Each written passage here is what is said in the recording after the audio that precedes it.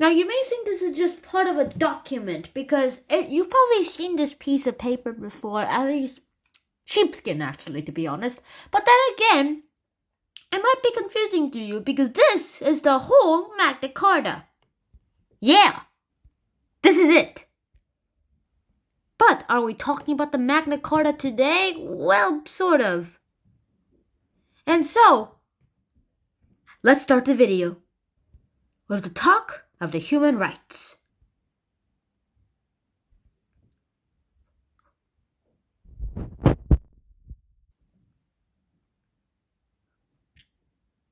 Let's get all the human rights history started. So, as I already mentioned, human rights probably started from right here, at least since this ever happened. Human rights is a concept that has been with us for so much and such a long time that we can hardly trace it back. But the earliest reference to the human rights is right here, Magna Carta. So you've probably heard the story. A king was doing a lot of harsh things, taxing the nobles heavily, and if they wouldn't or can't, he took away their stuff. And so the nobles were really unhappy. They captured London and made the king surrender. After that, he was forced to sign the treaty, or actually a piece of sheepskin, a piece of paper, just one page here, guys, called the Magna Carta, or that's Latin for the Great Charter. He even gave his royal stamp, seal to agree the agreement. And King John hated this, and so he decided to do this. Can you do something about this Magna Carta? Sure. And so the Pope declared that the Magna Carta was invalid. Basically, he cancelled it.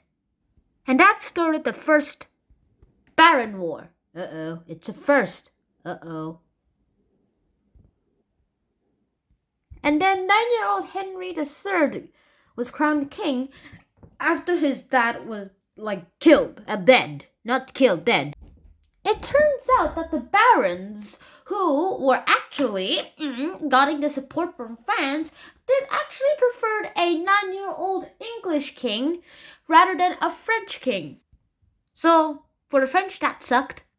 And also, another thing why they preferred a 9-year-old English king, even though he's a 9-year-old, was because he's a 9-year-old. They can advise him.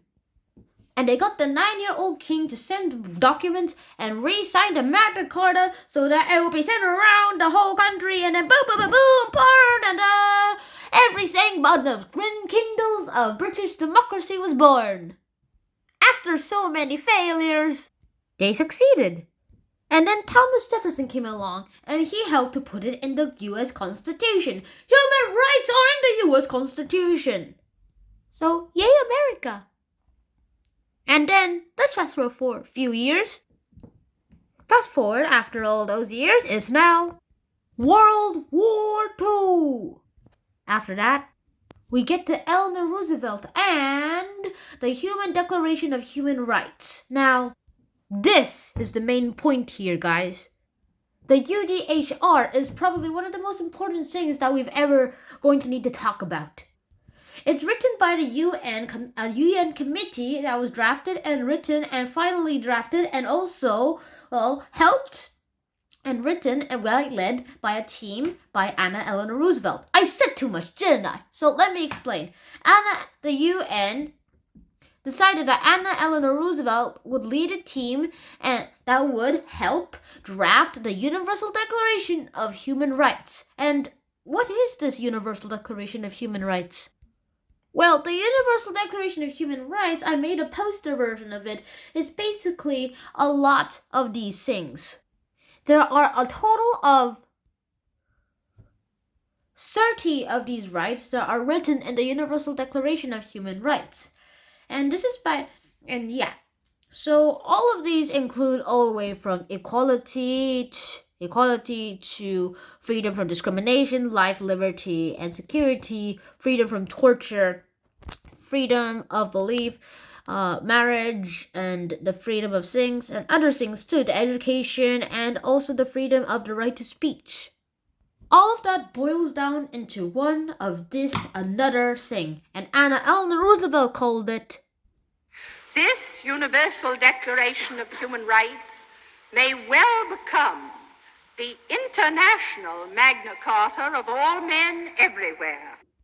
Now, the time period we just talked about now is from the 13th century to the mid-20th century. We've talked over 700 years of history in a boil down of about 5 minutes.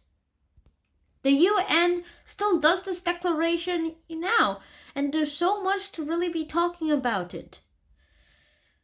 It's been 808 years since the Magna Carta was formed, and 85 years after the UDHR was written and always approved. I talked more about it, I talked 56 people approved, 56 countries approved, actually 48 countries approved, 8 did something else, and 0 opposed it.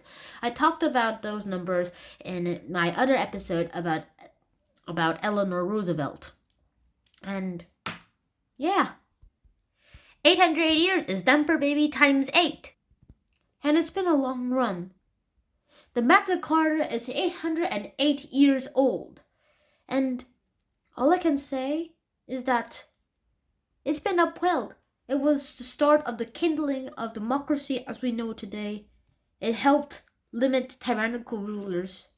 And it helped the people have their own voice and started Parliament, and was also the basis of the US Constitution. Without this, life would be very, very different today. So I hope you guys enjoyed this episode of Dark Sean. If you guys enjoyed the episode, please like, share, and subscribe to the channel if you haven't already. And if you have any suggestions for future Dark Sean episodes, I'm going to start accepting them as long as people are starting to give me them. I'll see you guys in the next episode. Schnan out. Peace.